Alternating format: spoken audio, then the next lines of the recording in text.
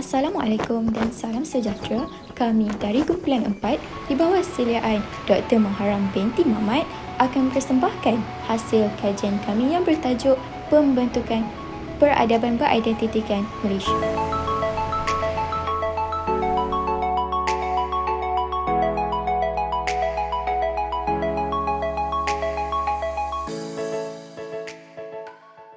Proses pembentukan peradaban beridentitikan Malaysia terbahagi kepada 3.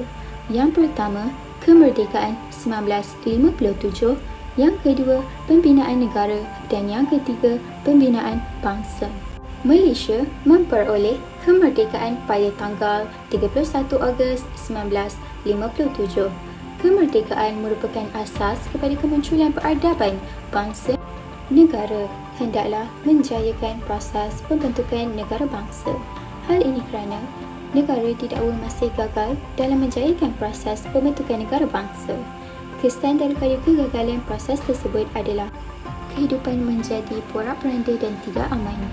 Demokrasi yang merdeka dan yang berdaulat serta berdasarkan kepada kebebasan dan keadilan dan mengekalkan keamanan di antara segala bangsa.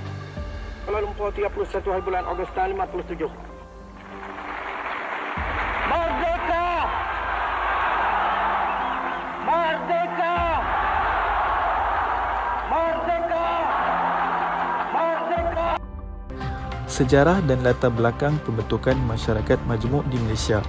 Masyarakat majmuk terdiri daripada pelbagai lapisan kaum yang mempunyai kepercayaan, adat resam dan budaya yang tersendiri. Setiap kaum di negara Malaysia mempunyai latar belakang dan sejarah kemasukannya. Masyarakat majmuk dibahagikan mengikut garis-garis ideologi, bahasa dan budaya seperti ras, etnik dan agama. Jaringan erat wujud dalam kalangan masyarakat majmuk khasnya melalui hubungan seperti pergaulan masyarakat di Malaysia yang terdiri daripada bangsa Melayu, Cina, India dan lain-lain.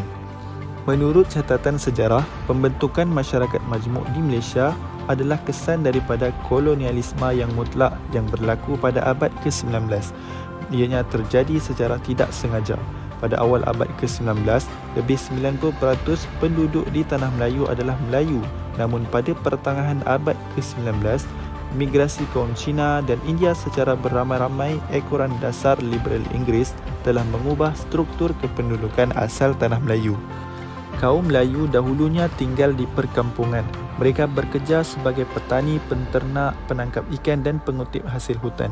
Pada mulanya, kaum Melayu menganut agama Buddha dan kemudiannya berpindah ke agama Islam. Serangan buruh dari Cina secara besar-besaran bermula sejak awal abad ke-19. Kebanyakan kaum Cina bekerja sebagai peniaga di bandar-bandar dan sebahagiannya sebagai pelombong semasa era penjajahan British. Kedatangan buruh ini ke Tanah Melayu adalah melalui beberapa kaedah seperti sistem tiket kredit, sistem pengambilan kaki tangan dan sistem pengambilan rumah kongsi. Kaum India mula memasuki Tanah Melayu sejak dari pembukaan Selat Melaka, terutamanya sebagai pedagang kain dan peminjam wang. Kebanyakan kaum India di Tanah Melayu tinggal di kawasan ladang atau estet. Konsep negara. Negara merujuk kepada sesebuah masyarakat yang mendiami kawasan tertentu. Ia memiliki sebuah kerajaan yang merdeka dan mempunyai kedaulatan politik serta pentadbiran yang diiktiraf oleh negara-negara lain. Rakyat, iaitu elemen terpenting bagi negara pula, memiliki taraf kewarganegaraan yang sah menurut undang-undang. Rakyat mempunyai kuasa untuk mencorakkan pentadbiran negara dan akan membentuk satu bangsa kepada sesebuah negara. Seterusnya, ciri-ciri utama pembentukan sesebuah negara adalah adanya penduduk, sempadan, kerajaan dan kedaulatan. Selain itu, ia juga memiliki sistem politik yang ditegakkan oleh sekumpulan manusia serta membentuk satu kerajaan yang sah dan diiktiraf oleh pihak luar. Konsep bangsa. Bangsa merujuk kepada tempat asal lahirnya seseorang individu dan seterusnya membentuk satu kumpulan besar manusia. Bangsa ini juga digunakan untuk menjelaskan tentang sesebuah kumpulan etnik, bahasa dan kebudayaan komuniti sesebuah masyarakat. Kumpulan manusia yang membentuk sesebuah bangsa ini juga biasanya mempunyai hubungan darah dan keturunan. Ciri-ciri negara bangsa.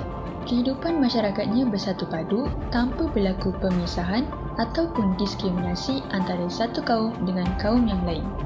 Seterusnya, berpegang kepada satu semangat kenegaraan yang utuh melalui simbol-simbol keutuhan seperti bendera Malaysia, lagu kebangsaan, rukun negara dan sebagainya. Selain itu, semua bangsa dan kaum berkongsi pegangan kepada sesuatu ideologi politik. Dan akhir sekali, setiap warga negara mempunyai kepercayaan dan keyakinan penuh terhadap sistem pemerintahan dan undang-undang negara. Usaha ke arah pembentukan negara bangsa. Pertama, melaksanakan sistem pendidikan kebangsaan yang menggunakan satu kurikulum kebangsaan untuk semua jenis sekolah. Kedua, menjadikan agenda memperkasakan sekolah kebangsaan sebagai salah satu teras dasar negara bagi merealisasikan matlamat dalam memupuk perpaduan kaum.